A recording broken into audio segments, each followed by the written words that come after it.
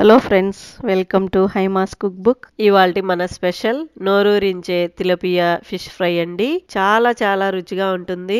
ఈ fish fry మనకి సాంబారు లేదా రసం అలాగే పప్పుచారుకి సైడ్ డిష్ గా చాలా బాగుంటుంది. ఎలా తయారు చేసుకోవాలో ఇప్పుడు చూద్దాం. ముందుగా చేప ముక్కలను 2-3 సార్లు శుభ్రంగా కడిగి ఈ విధంగా పేపర్ టవల్ పైన 5 నిమిషాలు ఆరనివ్వాలి. ఎక్సెస్ వాటర్ ఏమైనా ఉంటే డ్రై అవుతుందండి. ఈ లోపు మనం మసాలా తయారు చేసుకుందాము. ఒక బౌల్లో 1/2 టేబుల్ స్పూన్ కారం, 1 టీ స్పూన్ మిరియాల పొడి, 1/2 teaspoon Kashmiri chilli powder, 1 teaspoon garlic powder, రుచికి సరిపడా సాల్ట్, 1 టీ స్పూన్ జీలకర్ర పొడి, 2 టేబుల్ స్పూన్స్ ఆయిల్. ఈ మసాలాని బాగా మిక్స్ చేసుకుందాము. ఆయిల్ మసాలాలో వేసాం కాబట్టి చేపలు ఫ్రై చేసేటప్పుడు నూనె వేయనక్కర్లేదండి. చూడండి, ఈ విధంగా చక్కగా మసాలా కలుపుకొని మనం ముందుగా శుభ్రం చేసిన చేప ముక్కలకు కొంచెం కొంచెం మసాలా చేపలకి పట్టించాలి. అదే విధంగా ముక్కని మరో పక్కకి తిప్పి మిగతా మసాలాని కూడా ముక్కలకి పట్టించండి. ఇలా మసాలా పట్టించిన చేప ముక్కలకి కొద్దిగా నిమ్మరసం పిండి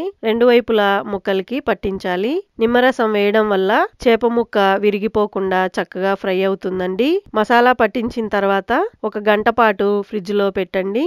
మ్యారినేట్ చేసి ఫ్రిడ్జ్ లో పెట్టడం వల్ల మసాలా అంతా కూడా ముక్కలకి బాగా పడుతుంది. ఫ్రిడ్జ్ లో పెట్టకూడదు అనుకుంటే బయట 1.5 గంట పాటు నాననివ్వండి. 1 గంట తర్వాత చూస్తే ఈ విధంగా మసాలా అంతా కూడా బాగా ముక్కలకి పట్టింది. ఇప్పుడు వీటిని మనం ఫ్రై చేసుకుందాము. స్టవ్ పైన పాన్ పెట్టి వేడైన తర్వాత మనం ముందుగా మ్యారినేట్ చేసిన చేప ముక్కలన్నింటినీ వేసి మీడియం హీట్ లో 5 నిమిషాలు ఫ్రై చేయాలి. నూనె మసాలాలోనే వేసాం కాబట్టి ఫ్రై చేసేటప్పుడు నూనె వేసే అవసరం లేదండి.